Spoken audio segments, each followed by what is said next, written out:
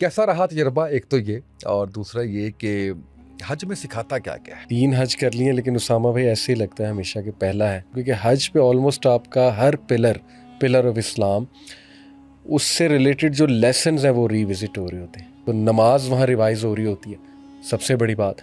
बाजमात नमाज़ों की आदत पड़ रही होती है। वहाँ पे आप एक दूसरे के लिए फ़ील कर रहे होते हैं, आप में सब्र आ रहा होता है, आप में तहम्मुल आ रहा होता है, आप में बर्दाश्त आ रही होती है।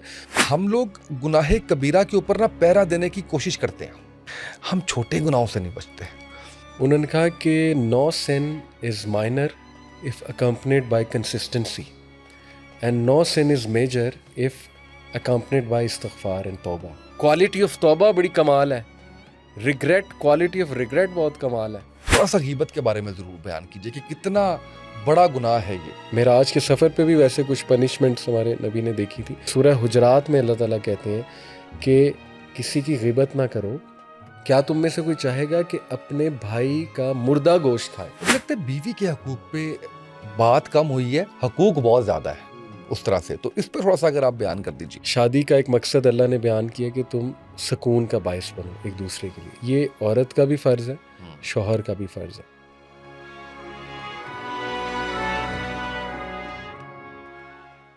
उसामा, ठीक है, मेरे साथ मोहम्मद अली भाई मौजूद हैं और इनसे हमने आज कुछ तरबियत पे बात करनी है, कुछ लर्निंग्स पे बात करनी है, कुछ ऐसे गुनाहों पे बात करनी है जो कंसीडर तो गुनाह सगीरा में होते हैं, लेकिन उनका इम्पैक्ट क्या आता है जब हम उनको गुनाह समझना छोड़ देते हैं। फॉर इंस्टेंस गीबत है, गाली देना है, झूठ बोलना है, हसद के ऊपर हम बात करेंगे।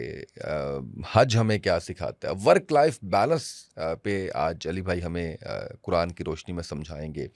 तो ये वो सारी चीज़ें हैं जो हमारी तरबियत का हिस्सा होंगी। थोड़ा सा हट के टॉपिक है, लेकिन बहुत ज़रूरी, बहुत अहम टॉपिक है। और साथ ही साथ मैं ये भी ज़रूर जानना चाहूँगा कि तौबा की नीयत पे गुनाह करना, इसके ऊपर क्या जो है वो हमारा दीन कहता है कि हम गुनाह इस तरह से कर लेते हैं कि हम तौबा कर लेंगे, कोई बात नहीं है, अल्लाह माफ़ कर देगा।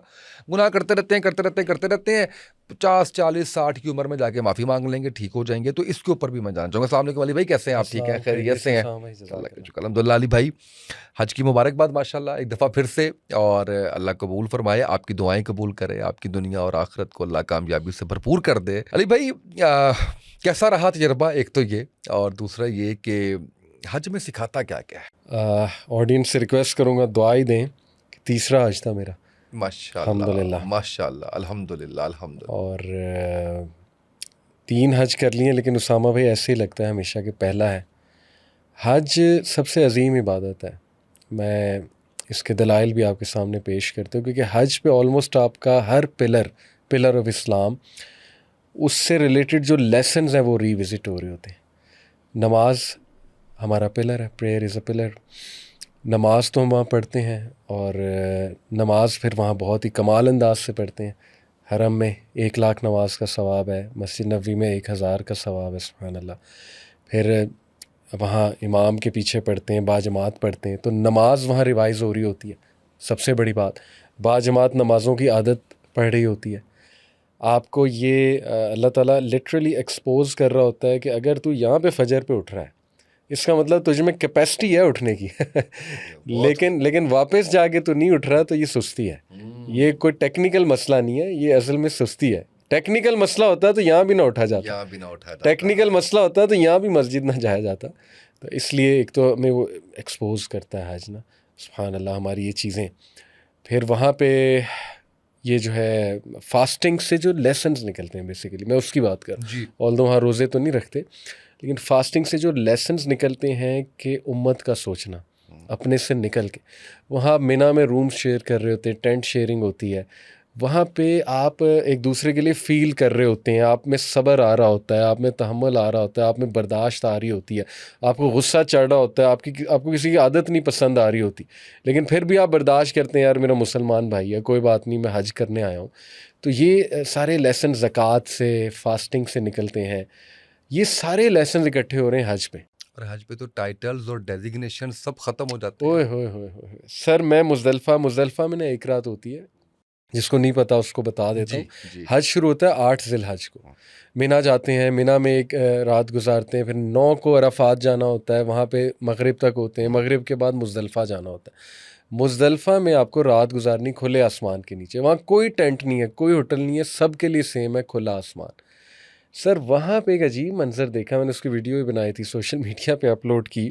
मेरे ग्रुप में डॉक्टर्स थे, इंजीनियर्स थे, अमेज़ोन में यूके से एक भाई आए थे, अमेज़ोन में काम करते हैं, दुबई के कुछ लोग थे, बड़ा पढ़ा लिखा माशाल्लाह हमारा वो ग्रुप था माशाल्लाह। सारा।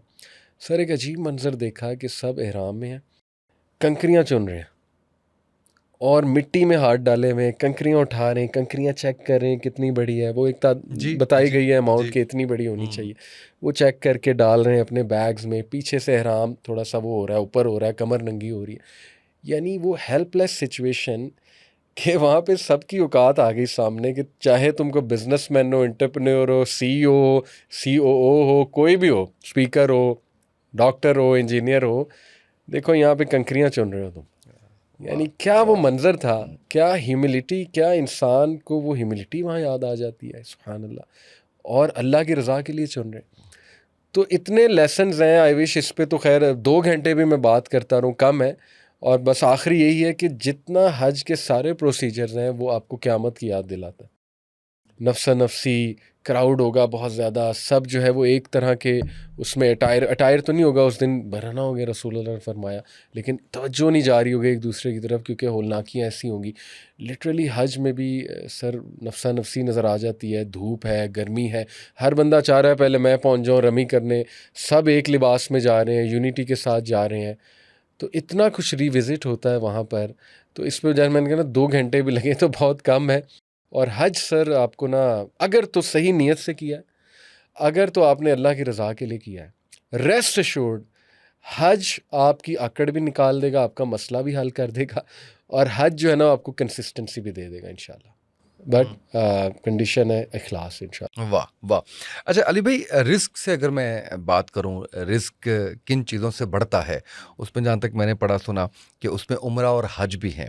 एक तो इस पे भी बात कीजिएगा, और इसके अलावा अभी जब हम ऑफ कैमरा बात कर रहे थे तो क्या ही खूबसूरत आपने बात बयान की, 2 चीज़ें मैंने बयान की, मैं चाहता हूँ आप उन पे एग्री करते हैं, आप वो बताइए, और साथ जो आपने हसद की बात की, बड़ी अहम बात थी जिसको हम बड़ा इग्नोर कर जाते हैं, तो प्लीज़। ऐसे ही उसाम भाई, मैं गुज़र रहा था एक जगह से, तो पैदल जा रहा था, वॉक कर रहा था, तो वो एक शॉप वाले थे, उनका खोखा सा है महरिया टाउन में, तो उन्होंने एकदम मुझे आवाज़ दी, बड़ी मोहब्बत का इजहार किया, गले मिले, फिर एक सवाल मुझसे पूछा कि अली भाई मैं वीडियोस वगैरह देखता हूँ, तो दुकान नहीं चल रही, तो मुझे बताएं कि क्या है, वजीफ़ा करूँ क्या करूँ, मतलब कोई टिप्स दें। तो मैंने उन्हें 4 चीज़ें बताई, जो जिनमें से माशाल्लाह 2 आपकी हैं, जो आपने अभी प्रोग्राम से पहले बात हो रही थी, और बाकी जितना मैंने मुतालिया किया इस टॉपिक पे, जितना सीखा है अपने उस्ताद से, और तजर्बे भी हैं, जी मुशाहिदा भी है जी। अल्हम्दुलिल्लाह। तो उसमें पहली चीज़ तो देखें, कसरत से इस्तग़फ़ार है। सूरह नूह में अल्लाह ताला हज़रत नूह का जुमला बयान करते हैं ना, फ़कुल तस्तग़फ़िरू इन्नहु काना गफ़्फ़ारा युरसिलिस समाअ अलैकुम मिदरारा। हज़रत नूह अपनी कौम को कहते हैं कि देखो अपने गुनाहों की माफ़ी मांगो, अल्लाह बहुत माफ़ करने वाला है। युरसिलिस समाअ अलैकुम मिदरारा, वो आसमान से बारिशें बरसा देगा, वो तुम्हें औलाद देगा, वो तुम्हें कसरत से इकॉनमी तुम्हारी बूस्ट करेगा, वो तुम्हें जो है ना खाने की चीज़ें देगा। शर्त है इस्तग़फ़ार। अब इस्तग़फ़ार जो है ना, इट्स नॉट अस्तग़फ़िरुल्लाह अस्तग़फ़िरुल्लाह, इस्तग़फ़ार is a state of heart sir. झुकना है आपने आगे।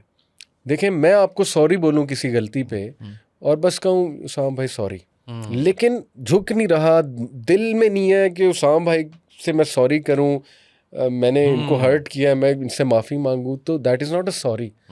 तो जो जो सही से इस्तग़फ़ार है, यानी झुक कर, "ऐ अल्लाह मुझसे गुनाह हुए हैं, मुझे माफ़ फरमा", वो इस्तग़फ़ार रिज़्क़ बढ़ाता है एज़ पर हदीस, कसरत इस्तग़फ़ार।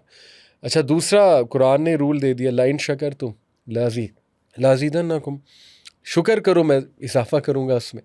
अच्छा, इसमें अब देखें बड़ी अजीब बात है कि ज़्यादातर लोग जब बिज़नेस डाउन होता है तो दिन का एंड, और नेचुरल है, फितरी है, आई डोंट ब्लेम देम, हम सब इंसान हैं, दिन का एंड शिकायतों से होता है। यार आज ये सेल नहीं हुई, ऐसे नहीं हुआ, वैसे नहीं हुआ, मैं फेलियर हूँ, मायूसी आती है। सिर्फ एक चीज़ चेंज करके देखें, आजमाई हुई बात है अल्हम्दुलिल्लाह, अल्लाह हमें और अमल की तौफीक दे। आमीन आमीन। उसी दिन सजदा करें, सजदा शुक्र, कि अल्लाह अल्हम्दुलिल्लाह तेरा बड़ा करम है, अच्छा गया, आज का दिन भी अच्छा गया, तू और देगा। लाइन शकर तुम लाजीदन्नकुम, शुक्र होता ही तब है जब असल में थिंग्स आर डाउन। शुक्र देखें ठीक है, नेमतों पे भी होता है, लेकिन असल शुक्र वो है जब थिंग्स आर डाउन। तो लाइन शकर तुम लाजीदन्नकुम, अल्लाह रब्बुल आलमीन ने उसूल बता दिया। तीसरा जो है ना वो हसद ना करें, कंपैरिजन, हसद, दूसरों की नेमतों पे नज़र रखना, दूसरों से हसद। देखें जेलसी और हसद में फ़र्क है। जेलसी नेचुरल है उसामा भाई, किसी को भी हो सकती है। हज़रत यूसुफ के जो भाई थे उनको पहले जेलसी हुई, लेकिन वो हसद की शक्ल इख्तियार करनी। जेलसी सिंपली ये है कि एक नेचुरल इमोशन है, आपस में बहन भाइयों को हो जाता है कि अब्बा जो है इससे क्यों ज़्यादा प्यार करते हैं, अब्बू जो है बहन को ज़्यादा क्यों तवज्जो देते हैं। It's a jealousy. हसद ये तब इख्तियार कर जाएगा जब वो ये कहे कि जो इसके पास है वो छिन जाए इससे, फिर हसद है। तो हसद जो है ना रिज़्क़ को दीमक की तरह जो है ना खा जाता है, जैसे दीमक अंदर ही अंदर से सब कुछ। तो बड़े लोग जो है ना वो बिज़नेस कर रहे होते हैं, बेस्ट स्ट्रेटजीज अप्लाई कर रहे होते हैं, लेकिन दिल में ना हसद है, वो कंपैरिजन, ये क्यों ग्रो कर गया, दूसरों को देख देख के कुड़ना, इसको इतनी जल्दी कैसे मिल गया, ठीक है ना, इसकी तो शक्ल ही कोई नहीं, इसके पास तो टैलेंट ही कोई नहीं, वगैरह वगैरह। तो हसद ना करें, असल में पॉइंट ये है, हसद को जो है ना वो अवॉइड करें। और फिर देखें अल्लाह सुब्हान ताला जो है वो कैसे सुब्हान अल्लाह आपका जो है ना वो रिज़्क़ खोलता है। और चौथी बात माशाल्लाह आपने जो मेंशन की थी कि बांटना, चैरिटी करना, आजमाई हुई बात है अल्हम्दुलिल्लाह, कई लोगों की आजमाई हुई है, सिर्फ मेरी नहीं, कि देने से रिज़्क़ बढ़ता है अल्हम्दुलिल्लाह। चाहे 1 रुपया भी आपके पास है दें।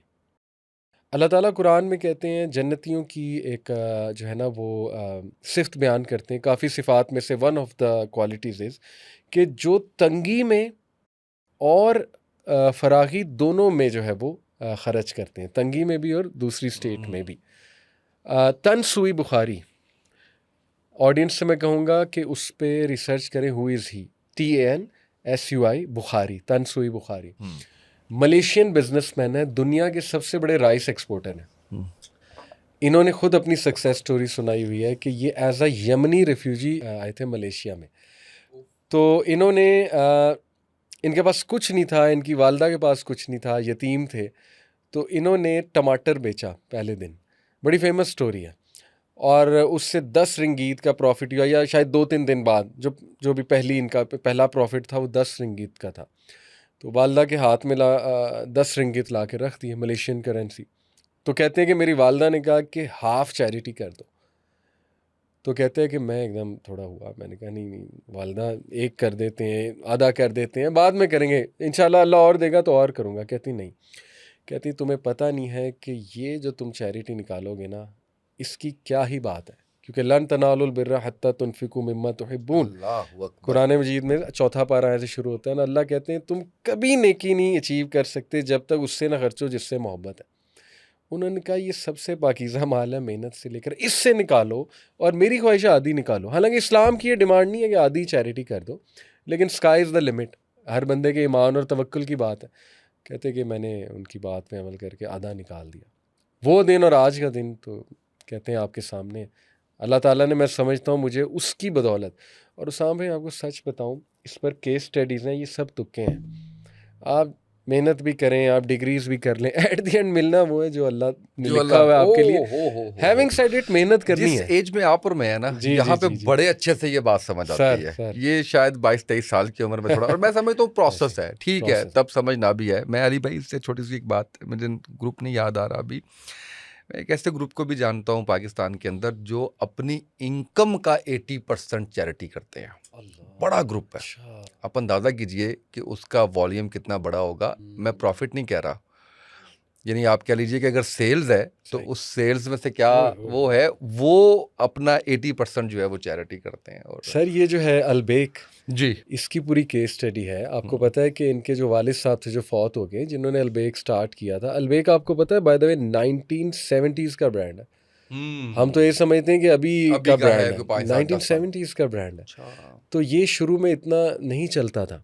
तो उन्होंने क्या पॉलिसी अपनाई कि हर सेल में से मेरे ख्याल एक सर्टन अमाउंट, और आई थिंक कि अभी करंटली आई थिंक 1 रियाल है, 1 रियाल थी जब तक इनके वालिद हयात थे।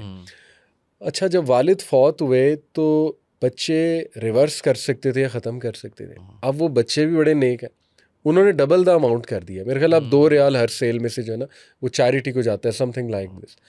बिन दाऊद की हमारे पास Yes, केस स्टडी है। हाँ बिन दाऊद की बहुत मशहूर उनका वाक़या है कि उनके सामने एक सुपर स्टोर खुला, उस दिन उन्होंने अपना ऑफ दिया और आहा, इनकरेज किया कि वाह सामने से वाह जाके बाय करो। वाह वाह वाह तो वाह ये देखिए वाह सर, ये वाह। तवक्कुल की बातें, ये मेरा नहीं ख्याल दुनियादार लोगों को ये बातें समझ वो आएंगी। एक कहानी में सुनाता होता हूँ, मुझे पता नहीं वो हकीकत है या नहीं, मुझे मज़ा बड़ा आता है उसके अंदर कि गोरा कोई गया खुशी स्वीट्स, अच्छा। ये वहाँ पे गया तो उसने कहा कि मुझे फार्मूला भी दे दो और नाम तो मैं तुम्हारा रख लूँगा अमेरिका में जाके। तो उसने कहा कि क्यों तुमने जो है वो लेना है ये फार्मूला, और ये कहता है इतनी सेल है तुम्हारे तो यहाँ पे चीज़ें नहीं बचती, तो मैं अमेरिका में जाके बनाऊँगा, खुशी स्वीट इनाम रखूँगा, फार्मूला बस मुझे दे दो। कहता है फार्मूला मैं देता हूँ लेकिन मेरी बात सुनो, फार्मूला भी ले लो नाम भी ले लो, खुशी स्वीट्स वाला नसीब कहाँ से लेके आओगे। आहा, तो वो बात वाह ये है कि आपकी जो वो आपने बात की है ना कि पैसा जो है या रिस्क जो है वो अल्लाह की तरफ से है और वो समझ नहीं आती। मैंने इवन उनसे पूछा ना, इंजीनियर मोहम्मद अली मिर्ज़ा साहब से, मैंने कहा वजीफ़ों को मानते हैं? कहते हैं मसलन। मैंने कहा रिस्क का कोई, कहते हैं हाँ मानता हूँ पर होना नहीं इन्ना कोलों। मैंने कहा अच्छा क्या, वंडी जाओ तो देखो की हुंदा। अल्लाह तो क्या वो बात, खैर एनीवेज जो है वो उसमें खैर ये सा इसमें सॉरी उसामा भाई, जी आपकी इजाज़त से जी एक जी चीज़ प्लीज़ और प्लीज़ ऐड कर प्लीज़। दूं और बड़ी इंपॉर्टेंट है। अनफॉर्चुनेटली देखें, हमने वहीं की इस्लाह करनी है जिस इलाके से हम हैं। फ़र्स्ट एंड फॉरमोस्ट हम पाकिस्तान से हैं, पाकिस्तान से मोहब्बत करते हैं, यहाँ के लोगों से मोहब्बत करते हैं, यहाँ के लोगों में बड़ी खैर है। लेकिन जहाँ इस्लाह होने वाली है उसकी हमने इस्लाह करनी है और अपनी भी करनी है। अनफॉर्चुनेटली बहैसियत कौम हमारा स्कार्सिटी माइंडसेट है, ना कि अबेंडेंस माइंडसेट। ये दो बड़े मुख्तलिफ माइंडसेट है। स्कार्सिटी माइंडसेट ये होता है छोटा सोचना और दूसरों को भी, दूसरों पे भी नज़र रखना और इंश्योर करना कि उन्हें भी ना मिले। अबेंडेंस माइंडसेट है कि ये सोचना कि अल्लाह रब्बुल आलमीन बादशाह है, उसके पास वाफर रिज़्क है जो कभी ख़त्म नहीं होगा और अल्लाह इस बात पे कादिर है कि हर बंदे को रिज़्क दे। तो अनफॉर्चुनेटली स्कार्सिटी माइंडसेट की वजह से हसद बहुत ज़्यादा है, हमसे किसी की ग्रोथ नहीं देखी जाती। शायद लोग समझे मैं अपने किसी वेस्टेड इंटरेस्ट की वजह से बात कर रहा हूँ, लेकिन मैं बहुत खुल के बात कर रहा हूँ। मुझे दुख होता है कमेंट्स देख के। देखें, doctor Javed Iqbal very respectable person, मैं उनकी मिसाल इसलिए दे रहा हूँ कि रिसेंटली मैंने उनकी पोस्ट के नीचे कुछ कमेंट्स पढ़े। वैसे तो कई लोगों के पोस्ट के नीचे सिमिलर कमेंट्स होते हैं। उन्होंने कोर्स लॉन्च किया, उनका पूरा राइट है कोर्स लॉन्च करना, उनका एक तजर्बा है, उनकी मेहनत है ज़िंदगी की। नीचे लोग बैश कर रहे हैं, लो जी पैसे कमा रहे हैं, लो जी। भाई व्हाट डू यू मीन? अल्लाह ताला दे रहा है, एक बंदा अपना एक्सपीरियंस शेयर कर रहा है, टाइम दे रहा है अपना, तो क्या मसला है तुम्हें? बिल्कुल तुम भी अल्लाह से मांगो, तुम भी, तुम्हारे पास कोई स्किल है तुम भी करो। बहुत खूब, तुम्हें किसने मना किया? बहुत खूब। इस चीज़ ने सर, हम ये बहसियत कौम ना, हमें ये चीज़ बहुत पीछे ले गई है। No one supports the other person. थोड़ा बहुत सपोर्ट करते हैं, उसके बाद जो है ना वो वही नज़र रखना शुरू कर देते हैं, यार ये इसका ये ऐसा क्यों चल रहा है, वैसा क्यों चल रहा है, लेग पुलिंग शुरू हो जाती है। ऐसे ही इट्स वेरी सैड। मुसलमान का माइंडसेट अबेंडेंस माइंडसेट होना चाहिए यार। अल्लाह का वाफर सबको देगा, तुम्हें क्या मसला है? बहुत बड़ी हराम ना हो, बस हराम ना हो, हराम ना हो। एक्सप्लॉयटेशन ना हो। एक्सप्लॉयटेशन के मैं खिलाफ हूँ, बिल्कुल सही, बिल्कुल एक्सप्लॉयटेशन ना सही, हो। बिल्कुल सही। अली भाई ये असल में ना जो आप बात कर रहे हैं ना, हमारे अब ठीक कह रहे हैं कि हमारे यहाँ पे माइंडसेट ऐसा जो है ना वो बन गया है। और फिर अगेन जो है ना, मैं पिछले पॉडकास्ट में भी बात करना चाह रहा था, बहुत रेलेवेंट थी, तवक्कल बड़ी अहम चीज़ है। क्या यानी तवक्कल के बगैर ना ज़िंदगी कुछ भी नहीं है, क्योंकि अप्स एंड डाउन्स, ज़िंदगी अप्स एंड डाउन्स है। आप कुछ भी कर रहे हैं उसके अंदर वो चल रहा है। तो वो जो खौफ है ना, खौफ सुबह उठ के, वो कासिम अली शाह साहब ने एक दफ़ा ये बात की मेरे लिए, तो वो मैंने गिरा बांध ली उससे ना। तो कहने लगे कि खौफ जो है ना हर इंसान को आता है, तो उसका सिर्फ एक ही हल है कि जब आप सुबह उठते हैं, नमाज़ पढ़ते हैं, तो नमाज के बाद आपने सिर्फ अल्लाह से ये कहना होता है कि रब तेरे हवाले, ये खौफ है, ये डर है, ये सारा कुछ है, ये परेशानी है, तेरे हवाले, क्या तू ही जानेगा इनको। और यकीन करें कि जब इसको मैंने प्रैक्टिस बना लिया तो मेरे सारे खौफ ख़त्म हो गए अंदर। फिर मैंने उन्हीं का एक लेक्चर सुना जिसके अंदर बड़ी खूबसूरत उन्होंने बातें की, और उसमें जो उसका जो क्रक्स था वो ये था कि यार हम तो वही थे जो आज से 10 साल पहले थे, फिर उससे 10 साल, फिर उससे 10 साल, फिर उससे 10 साल। जब हम पैदा हुए तो हम कुछ भी नहीं कर पाते थे। और मैं पिछली पॉडकास्ट में आपने बात की इंसान गंदे पानी के नुत्फे से बना है, तो मैं कहता हूँ आप 10 से भी पीछे एक और साल पीछे जाएं, जब आपका वजूद ही नहीं था, जब आप वो गंदा पानी थे। तो आज तब से लेके अब तक जो है वो जो रज़ाक है, जो मालिक है, वो हमें नवाज रहा है अल्हम्दुलिल्लाह। और वो इसलिए नहीं नवाज रहा कि हम बड़े काबिल हैं या हमारे जैसा कोई और नहीं है, वो उसकी रहमत के साए के नीचे हैं हम अल्हम्दुलिल्लाह। अल्लाह जो है वो उसको कायम और दायम रखे। तो तवक्कुल मुझे लगता है कि एक ऐसी जो है वो चीज़ है कि जो वो बड़ा स्ट्रांग होना चाहिए। सही बात। एक बुजुर्ग आए तो वो मुझे कहते हैं कि आप जब कुछ पढ़ते हैं तो ये कह के ना पढ़ें कि चलो ए भी करके वेख लेने अल्लाह मैं ये कर रहा हूँ, वाह। अल्लाह मान ले, कबूल कर ले, अता कर दे, तो वो उससे जो है वो आपका होता है। अली भाई टॉपिक हमारा लंबा हो जाता है। मैं वर्क लाइफ बैलेंस से पहले चाहूँगा कि हम कुछ गुनाहिक मुझे लगता है कि बहुत से लोग ऐसे हैं, मैं अपने आप को भी उसमें शामिल रखता हूँ, अल्लाह मुझे भी हिदायत दे और माफ़ फरमाए, कि हम लोग गुनाह कबीरा के ऊपर ना पहरा देने की कोशिश करते हैं। शराब पीने से, जना करने से, खुदा न खास्ता कत्ल करने से, किसी की मारपीट करने से, इस तरह की चीज़ों से। हम छोटे गुनाहों से नहीं बचते, हम झूठ से नहीं बचते, हम मैं गीबत बार बार इसलिए जो है वो चाहूँगा इसके ऊपर कि मैंने प्रैक्टिस करना शुरू की। अली भाई मैं कैमरे के सामने बता रहा हूँ, मुझे मुश्किल पेश आई। सही। मुझे शैतान ने जो हमले किए ना इसके ऊपर मैं लफ्ज़ों में बयान नहीं कर सकता। यानी आप पहरा देना शुरू करते हैं, आपको समझ आती है कि आप पूरे दिन में कर क्या रहे हैं। फिर इसी तरह से जो है वो गाली देना, इस पे पहरा देने की कोशिश की, मतलब दोस्तों में, आपस में, उस तरह से। ये मुश्किल काम होते हैं। और फिर अभी मेरे जहन में आ रहा है एक और चीज़, हम हमसायों के हकूक़ का ख्याल नहीं रखते। नहीं देखे ना कि सहाबा किराम रज़ियल्लाहु तआला अन्हों ने फरमाया कि अब जब हम हमसायों के हकूक़ के बारे में नबी पाक सल्लल्लाहु अलैहि वसल्लम से सुन रहे थे तो हमें इतना ये तक फील आने लग गई कि ये विरासत में हिस्सेदार ना बना दिया जाए इनको। ऐसे ही। तो हम तो तंग करके, टीज़ करके खुश होते हैं। तो प्लीज़ इसमें रहनुमाई फरमाइएगा। पर इसमें एक अक़वाले ज़री एक कोट है इमाम इब्न अल क़य्यिम का, वो मैं सामने रखना चाहूँगा। उन्होंने कहा कि no sin is minor if accompanied by consistency and no sin is major if accompanied by इस्तिग़फ़ार एंड तौबा। समझने की बात यह है कि सगीरा गुनाह भी कबीरा बन जाता है अगर रेगुलर है। इट्स अबाउट रेगुलरिटी, जो उसूल है। एक बहैसियत ख़ुद वो गुनाह सगीरा है, लेकिन उसका बार बार रिपीट होना उसको कबीरा बना देता है। इसी तरह बहैसियत ख़ुद एक गुनाह कबीरा है, लेकिन इस्तिग़फ़ार, सच्चे दिल से तौबा उसको इंशाल्लाह सगीरा बना देगी और अल्लाह ताला माफ़ कर देगा, अल्लाह छुपा भी लेगा। रसूलुल्लाह सल्लल्लाहु अलैहि वसल्लम के पास एक ख़ातून आई, बहुत मशहूर वाक़या है। एक सहाबी आए, उनका नाम मेरे ज़हन से निकल गया। इनफैक्ट अभी मदीना में सर हम थे तो आलिम दीन, एक बड़े अच्छे आलिम दीन है, वो हमें ना वहाँ लेकर गए। वादी अकीक गालिबन उस जगह का नाम है, if I am not wrong. वहाँ पर एक पहाड़ है, तो उन्होंने हमें कहा, डू यू नो ये पहाड़ की क्या फ़जीलत है? तो हमने कहा जैसे ओहद की कोई फ़जीलत है, इसकी फ़जीलत उसी तरह की कोई होगी। कहते इसकी फ़जीलत ये, यहाँ एक सहाबी को रजम की सज़ा, जो पत्थर मार जी, वो दी गई। तो हम बड़ा हैरान हुए, ये फ़जीलत कैसे? ये तो बड़ी स्केरी बात है। तो कहते असल में बात यह है कि वो सहाबी रसूलुल्लाह के पास आया सल्लल्लाहु अलैहि वसल्लम और कहा, या रसूलल्लाह मुझसे गुनाह हो गया है, मुझे सज़ा दें। अल्लाह के नबी सल्लल्लाहु अलैहि वसल्लम ने इग्नोर करके मुँह इधर कर लिया। सहाबा के साथ बैठे थे, बातचीत चल रही थी, उसने शायद कान में कहा होगा या थोड़ा करीब आके कहा होगा। उधर से आ गया, या रसूलल्लाह सज़ा दें, चैन नहीं आ रहा। नबी सल्लल्लाहु अलैहि वसल्लम ने फिर उधर मुँह मोड़ लिया। तीसरी बार जब उसने कहा ना, या रसूलल्लाह चैन नहीं आ रहा, मुझ पे हद लगेगी, तो फिर नबी सल्लल्लाहु अलैहि वसल्लम ने हुक्म दिया, ठीक है, अगर ये इसको समझ नहीं आ रही, मैं क्या अपॉर्चुनिटी देना चाह रहा हूँ। जब अल्लाह ने छुपा लिया तो तौबा करें भाग उस जा, पे। ठीक है ना। लेकिन वो सहाबा के भी क्या लेवल था, फिर वो चैन नहीं आ रहा था। उनका नहीं, मैं पाक होना चाहता हूँ। तो वो जब उन्हें पत्थर मारे जा रहे थे, तो वो बड़ा मशहूर वाक़या है। वैसे ये खातून के बारे में भी है, लेकिन सहाबी के बारे में भी है। तो शायद खून उनका गिरा किसी पे, तो उन्होंने, सहाबी ने शायद ऐसी को बात कर दी लानतुल्लाह अलैह। तो नबी ने कहा कि तुम्हें पता है इसकी अगर तौबा मदीना में तकसीम कर दी जाए तो सबकी तौबा हो जाएगी। अल्लाह, ये तो जन्नतों में है इस वक्त, ये बंदा पाक हो चुका है, ये जन्नत में जा चुका है ये बंदा इस वक्त। तो देखें, कबीरा गुनाह था, मैरिड वुमेन के साथ, अल्लाह माफ़ करे, इट्स अ ह्यूज सिन, इस पे हद पनिशमेंट है। लेकिन कैसे माफ़ हुआ? अल्लाह सुब्हानहू व तआला ने उसको माफ़ किया। It's all about the quality. अगर आपकी इजाज़त तो एक और वाक़या सुना दूँ, वाक़यात से बड़ी तरगीब मिलती है। सही बुखारी में आता है, ऑथेंटिक वाक़या है।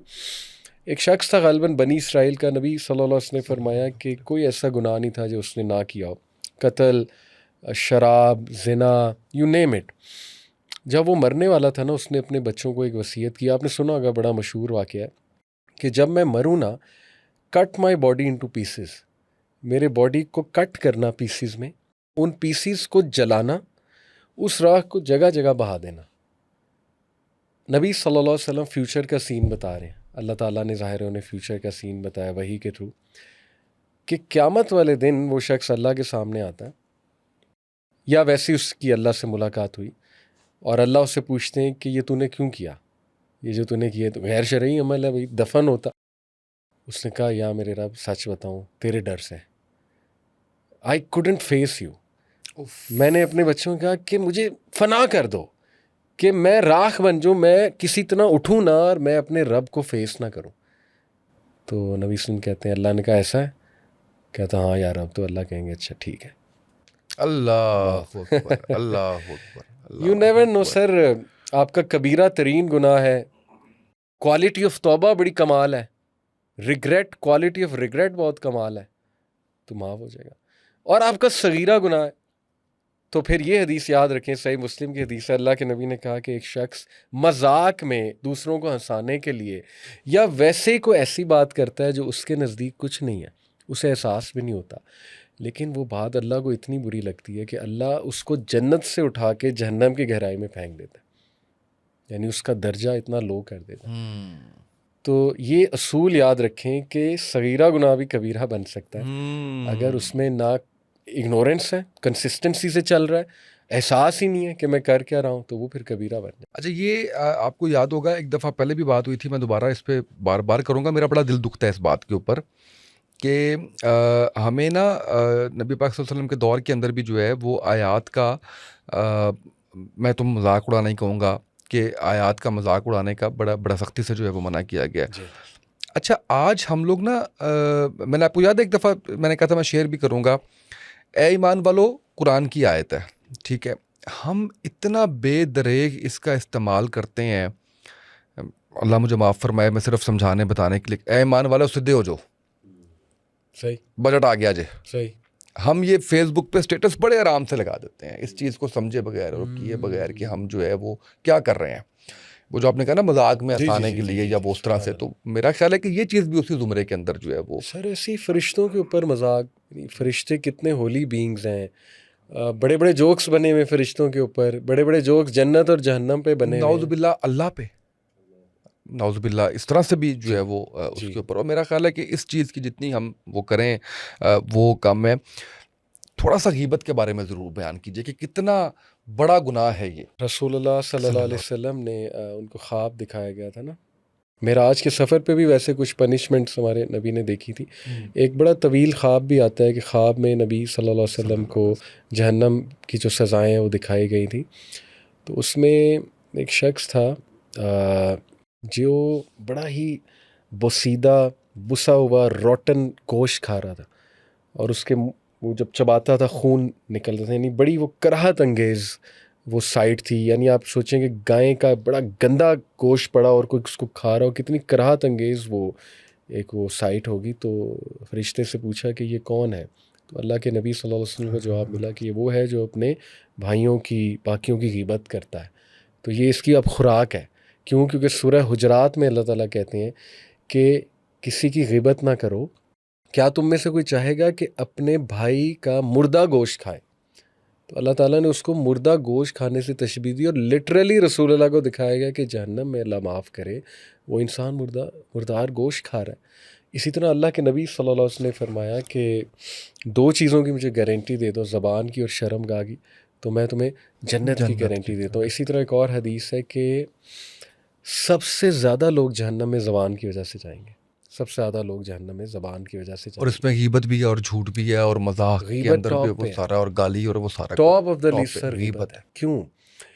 गीबत में देखें, झूठ में भी आपसे मुंसलिक है, झूठ में भी आप किसी चीज़ से बचना चाह रहे हैं, डर के मारे बोल रहे हैं, शायद वो माफ़ हो जाए। गीबत में हकूकुल इबाद हर्ट कर रहे हैं। हकूकुल इबाद तो फिर आपको पता है, वो तो मुफलिस वाली हदीस कि वो पहाड़ों जैसे अमाल लेकर आएगा, लेकिन एक बंदा आएगा कहेगा अल्लाह इसने मुझे गाली दी थी, एक कहेगा गीबत की थी, एक कहेगा इसने मेरी रेप्यूट ख़राब की थी, इसने मेरे बारे में इल्ज़ाम लगाया था। तो गीबत में आप क्या करते हैं, आप अगले को हर्ट कर रहे हैं, आप अगले की इज़्ज़त नफ्स, आप जो है वो उसकी इज़्ज़त मजरू, आप उसका रिप्यूट ख़राब कर रहे हैं, आप उसके बारे में वो बात कर रहे हैं जो एक तो शायद सच नहीं है, अगर सच भी है फिर भी उसके मुंह पे करेंगे तो उसको बुरा लगेगा। तो फिर हुकूकुल इबाद इन्वॉल्व है इसमें, इसलिए ये बहुत बड़ा गुनाह है। बिल्कुल ठीक है। वर्क लाइफ बैलेंस को इस्लाम ने कैसे बयान किया? वर्क लाइफ बैलेंस पे सर कुछ आयात मैं रखता हूँ, मैं इसको वैसे दीन और दुनिया बैलेंस जो है इस अंदाज में सही। समझता हूँ, सही। क्योंकि लाइफ इज़ दीन एंड बेशक। वर्क इज़ जो आप दुनियावी काम जो है ना वो बिल्कुल कर सही। रहे हैं, दीन इज़ ऑल अबाउट लाइफ। तो वर्क लाइफ बैलेंस पे मैं सर दो तीन आयात सामने रखता हूँ जो मैंने अभी रिसेंटली हज पर ही एक स्कॉलर से सुनी, जिससे सुनी हो उसको क्रेडिट देना चाहिए। बिल्कुल है। तो बड़ी खूबसूरत उन्होंने बात की, उन्होंने कहा कि बात यह है असल में कि जब अल्लाह रब्बुल आलमीन वर्क की बात करता है ना, रिज़्क़ की, बाहर निकलने की, पैसे कमाने की वगैरह वगैरह, दिस इज़ वर्क। तो सूरह मुल्क की आयत है, अल्लाह ताला कहते हैं कि फ़मशू फ़ी मनाकिबिहा व कुलू मिन रिज़्क़िही व इलैहि नुशूर। लिहाजा अल्लाह, इससे पहली आया में अल्लाह कहते हैं कि मैंने दुनिया बिछा दी तुम्हारे लिए, इसमें रिज़्क़ रख दिया। फ़मशू फ़ी मनाकिबिहा, इसलिए इस पर चलो। फ़मशू का मतलब है वॉक टूवर्ड्स इट्स पाथ, जो पाथ्स हैं उस पर वॉक करो। वकुलू मिन रिज़्क़िही व इलैहि नुशूर, और जो मैंने रिज़्क़ दिया है उसको तलाश करो और खाओ पियो। यहाँ वो कहते हैं कि फ़मशू का वर्ड है, वॉक का वर्ड है, लेकिन कहते हैं जब दीन की बारी है ना, दीन से मुराद है रूहानियत, दीन से वादा अल्लाह की तरफ जाना, दीन से वादा है नमाज को टाइम देना, वहाँ है फ़फ़िर्रु इलल्लाह, दौड़ो अल्लाह की तरफ। वहाँ फ़मशू नहीं है, वहाँ है दौड़ो अल्लाह की तरफ। इसी तरह सर सूरह आले इमरान में वसारिउ इलल मग़फ़िरा, दौड़ो मग़फ़िरत की तरफ। इसी तरह सूरह जुमा में है, इंटरेस्टिंगली अल्लाह ताला पहले बात करते हैं जुमे की कि जुमे के लिए हाज़िर हो जाओ, उसके बाद बात करते हैं कि निकलो वहाँ से और अल्लाह का फ़ज़ल तलाश करो। लेकिन ये बात कहते हुए अल्लाह ताला कहते हैं फ़स्अऊ इला ज़िक्रिल्लाह वज़रुल बैअ ज़ालिकुमुल्लाहु खैरुल लकुम इन कुंतुम तालमून। आई थिंक ये आया है पूरी। फ़स्अऊ इला ज़िक्रिल्लाह का मतलब है कि फ़ौरन इंस्टेंटली अल्लाह का ज़िक्र करो। यानी अल्लाह के ज़िक्र से क्या मुराद है, अल्लाह के उसूलों के मुताबिक चलो, अल्लाह को याद करो, सौदा करते हुए, कोई ट्रेड करते हुए अल्लाह को याद रखो। तो उन्होंने बड़ी खूबसूरत बात की कि दीन की जब बात होती है तो उसमें जल्दी के वर्ड्स हैं, उसमें रेस के वर्ड हैं, उसमें दौड़ लगाने के वर्ड हैं, उसमें जो है ना वो फ़ौरन के वर्ड हैं, और जब दुनिया की बात है तो उसमें वॉक के वर्ड हैं।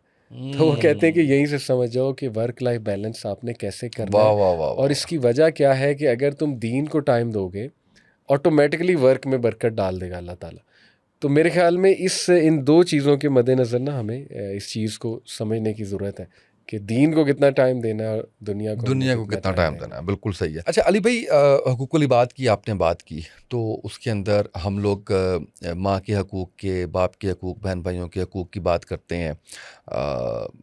बहुत अफजल है और बहुत ज़रूरी है सारा।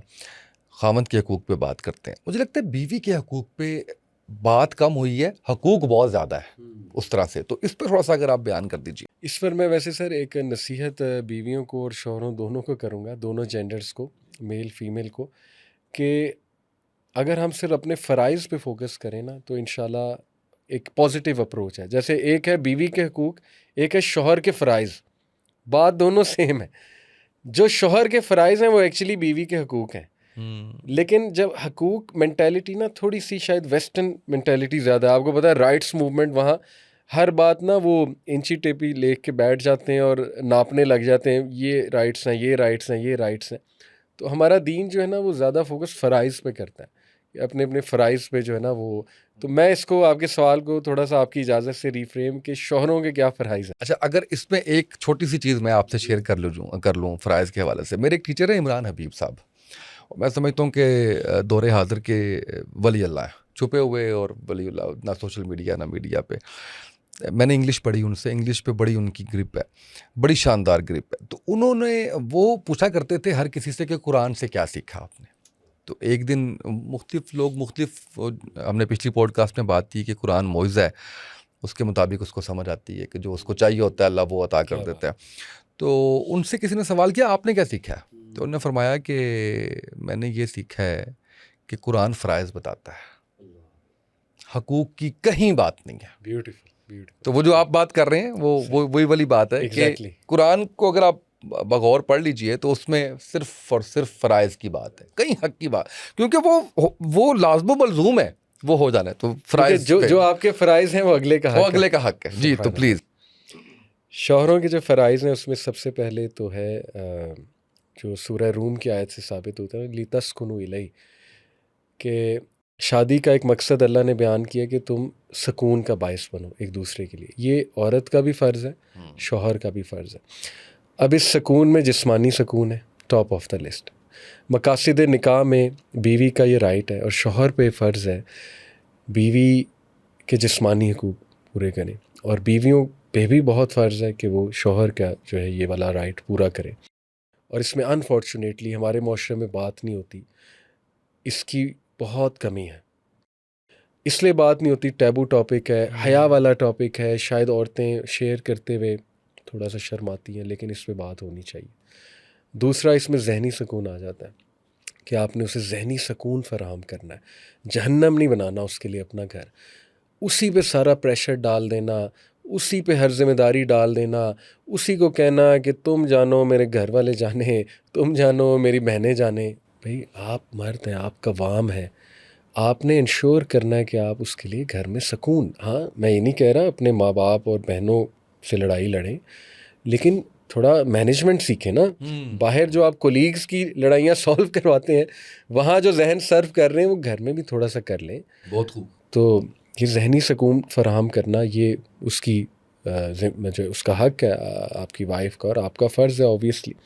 इसके बाद जो है ना, मोहब्बत उसे देना। ऑल्दो मोहब्बत दिल के मामलात में से है, लेकिन ये कि to try your best to express, ये फ़राइज़ में से है।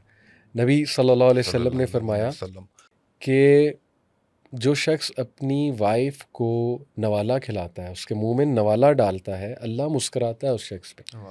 और नबी सल्लल्लाहु अलैहि वसल्लम ने फरमाया कि उसको सवाब मिलता है इस एक्ट पे, क्योंकि वो एक्सप्रेस कर रहा है।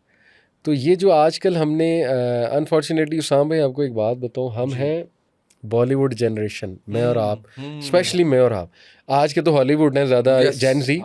हम ना ये बॉलीवुड मूवीज़ देख के बड़े हुए, जिसने हमें हार्ड वायर किया हुआ है अनफॉर्चुनेटली हराम रिलेशन पे एक्सप्रेस करना, यानी माशूक पे एक्सप्रेस करना। इन मूवीज़ ने कभी भी हस्बैंड वाइफ का रिलेशन नहीं दिखाया। बहुत खूब। इन्होंने हमेशा ना वो चक्कर, ठीक है वो किसी की नियत शादी हो सकती है, लेकिन है तो वो हराम चक्कर ही है। इन्होंने हमेशा उसको ग्लोरीफाई किया, सॉन्ग्स उससे बनाए हैं। तो हम शादी से पहले तो बड़े एक्सप्रेसिव होते हैं, क्योंकि हार्डवायर हुआ हुआ है ब्रेन के भाई माशूका को एक्सप्रेस करना है। शादी के बाद वही इंसान जो है ना वो टोटली इनएक्सप्रेसिव हो जाता है, क्योंकि उसे सिखाया नहीं गया बेगम को कैसे एक्सप्रेस करना है। तो बेगम को एक्सप्रेस करना ये बेगम का राइट है। और मैं आपको मतलब बहुत बड़ी बात करने लगा, हम बड़े फितने के दौर से गुजर रहे हैं। मर्दों को डरना चाहिए कि अल्लाह माफ़ करे, आप एक्सप्रेस नहीं करेंगे तो ऑनलाइन बड़े लोग बैठे हैं एक्सप्रेस करने। फितने का दौर है सर, खुल के बात होनी चाहिए। और ऐसा होता है। एक्स्ट्रा मैरिटल अफेयर्स की बहुत बड़ी वजह क्या है? मर्द की बहुत बड़ी वजह भी ये है कि घर में उसके सुकून नहीं होता। ऑल्दो ये बहाना नहीं बनना चाहिए एक्स्ट्रा मैरिटल, लेकिन but this is a reason. जो बंदा जहनी तौर पे जो है ना उसको सुकून नहीं है, वो फिर बाहर मुंह मारेगा। इसी तरह औरत के भी एक्स्ट्रा मैरिटल अफेयर की बहुत बड़ी वजह उसका मर्द एक्सप्रेस ही नहीं करता। मैं ही नहीं कहता कि शाहरुख खान बन जाए, यानी हर बंदा शाहरुख खान नहीं होता है। भाई थोड़ा सा तो एक्सप्रेस अप्रिशिएट तो करें ना। ठीक है, आप बहुत अशार नहीं कह सकते, आप जो है वो बहुत जुमले नहीं कह सकते, आप अप्रिशिएट तो करें। अप्रिशिएट भी नहीं हो रहा, इतना कुछ वो करती है लेकिन ज़ीरो अप्रिसिएशन है, आपकी तरफ से आई कुछ नहीं रहा उसके लिए। तो फिर वो अंदर ही अंदर औरत मर जाती, फिर वो टॉक्सिक हो जाती, फिर वो बच्चों को टॉक्सिक करना, वो फिर ख़ानदान सारा तबाह हो जाता है। तो उसको एक्सप्रेस करना उसका राइट है, फाइनेंशियल राइट्स हैं उसके। आप पे फ़र्ज़ है अपनी बेगम का नान नफ़के का ख्याल रखना, उसके लिए इंतज़ाम करना, अच्छी रिहाइश का इंतज़ाम करना। दैट डजंट मीन कि औरत के 10 मरले का DHA में घर लेती, मुझे मर्द की जो वसाइल होंगे उसके मुताबिक वो बेचारा करे, इस्तात है तो ले भी दे। लेकिन ये है कि औरत भी उसके लिए आसानी क्रिएट करे, तो उसके फाइनेंशियल हकूक़ को देखना ही उस पर फ़र्ज़ है। तो मोटे मोटे ये सारे जो हैं वो। अच्छा, मैंने दो चीज़ें आपकी इजाज़त से चलते जी, चलते जी, इस पे जी। बयान करूंगा। एक तो अल्लाह गरीक रहमत करे, मेरे बड़े प्यारे दोस्त साजिद गिल साहब, बड़े सीनियर सहाफ़ी थे वो, और मैं, और हमारे साथ एक तारिक सिंधी साहब हुआ करते थे। वो हम ट्रैवल कर रहे थे, तो अभी मेरी तो शादी भी नहीं हुई थी, तो उनकी जो है वो wife, she was in family process, Tariq Sindhi साहब की। तो साजिद गिल साहब कहने लगे कि तुमने कभी पूछा है फ़ोन करके, तुम लाहौर में हो, वो पीछे गांव में है, या तुम्हारे नेटिव उसमें लैंड उसमें है, विलेज में, तुमने पूछा है कभी कि तुम सही हो, तुम खैरियत से हो, तुम ये? कहता नहीं, मैंने कभी नहीं पूछा। अगले दिन दोबारा हम लोग रोज़ रात को इकट्ठे होते थे, अगले दिन दोबारा इकट्ठे हुए, तो तारिक सिंधी साहब कहते हैं साजिद गिल साहब को कि एहसान है आपका मेरे पे। मैंने कहा अच्छा कैसे? उन्होंने कहा कि वो तो मैंने पूछा तो वो तो रो पड़ी, अल्लाह। और उस तो कितना कुछ इकट्ठा हुआ था, और वो चीज़ें सारी, और वो फैमिली प्रोसेस में तो ज़्यादा केयर की, और वो चीज़ों की आपको जो है वो ज़रूरत होती है। तो ये जो चीज़ है ना जी, वो बड़ी ज़रूरी एक ऐसी चीज़ है कि जिसके ऊपर हमें जो है वो चाहिए कि हम उसमें करें, और vice versa, yes, vice versa जो है वो दोनों तरफ से होना चाहिए। अली भाई, थैंक यू सो मच। हमने आज छोटे छोटे से मुराद ये है कि चंक हमारे जो टॉपिक्स के थे वो ऐसे थे जिसके ऊपर बात होना बड़ा ज़रूरी थी, और मैं ये समझता हूँ कि इस के ऊपर अमल करके ये ऐसी चीज़ें हैं कि हमारी जो ग्रोइंग जनरेशन्स हैं उनके लिए बड़ी मशले राह हैं, और अल्लाह इसको कबूल करे, और इस पे लोग जो है वो सीधे रास्ते पे भी आएँ। अल्लाह आपको जज़ाए खैर दे। बहुत शुक्रिया अली भैया तशरीफ़ लाए। नाज़रीन, आज के पॉडकास्ट से इतना ही, इजाज़त दीजिए, अल्लाह हाफ़िज़।